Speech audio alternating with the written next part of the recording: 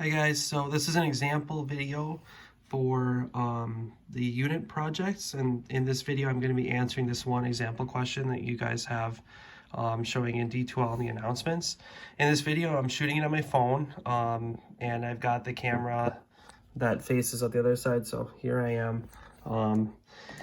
You're probably going to prefer this type of camera most of the time because it's easy to show your work, so you can do it this way. So the first question is answer the following about radioactivity and write the balanced nuclear equation for the beta decay of carbon-14.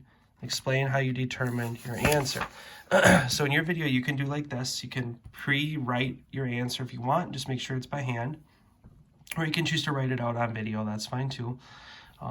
So the beta decay of carbon-14 would be a nuclear equation that would start by drawing a carbon-14 isotope symbol, which looks like this. So carbon-14 has 14 as our mass number, 6 as our atomic number. In any type of nuclear decay reaction, we're going to really not know what we're forming initially from the radioisotope, but we do know the type of radiation. In this case, since it's a beta decay, I'm going to draw this symbol for a beta particle, which is an electron, and it has this mass number and atomic number basically as written. So the way I would solve this then, to figure out the unknown, is I need to make sure that the mass numbers on the left and the right overall will add up to be the same, and the same with the atomic numbers need to add up to be the same. So I can fill this in with a 14 in this place here, because 14 plus 0 is 14, so those match. I would need to put a 7 down here, because 7 plus -1, 7 minus 1, is the same as 6, so that works. So then how do I know I put an N here? Why wouldn't it be still carbon? The reason I have to put an N is because the symbol, the element itself, has to match the atomic number.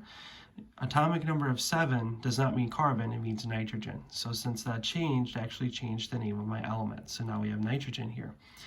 So this would be the answer for part A. This is our balanced beta decay reaction for carbon-14.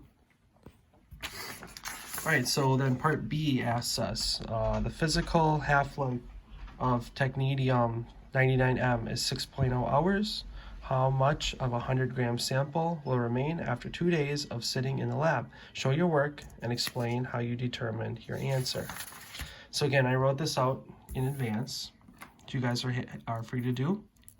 We really need to know, to figure this out, we know we're starting with 100 grams, but we need to know how many half-lives there are going to be over the period of time that we're talking about. So it's given in the problem that one half-life is 6 hours, so that's valuable information.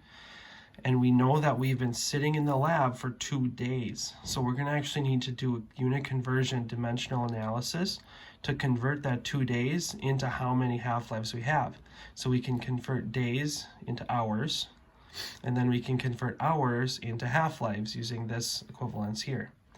So we've done that, and we can convert 2 days into 8 half-lives. So we know that there are going to be 8 half-lives over the course of 2 days.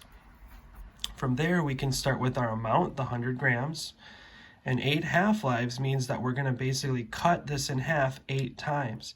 So we're multiplying it by a half 8 times. So 100 times a half times a half times a half, 8 of them. That's the same mathematically as if I wrote it out like this, 1/2 to the 8th power. So I could write this. I would plug 1/2 to the 8th power in my calculator, and I get 0.0039. So now it's 100 grams times 0.0039, and that gives us 0.39 grams. So we know that if we started with 100 grams of this technetium radioisotope, and it has a physical half-life of 6 hours, that means after 2 days, we're only going to have 0.39 grams left over. All the rest will have decomposed into something else. So this is what a full video could look like. Again, feel free to show your face or show your work, whatever you want to do. You can shoot this on your phone, you can shoot this on your computer. If you have any questions as you're doing it, please let me know. Otherwise, best of luck, and I look forward to seeing your videos.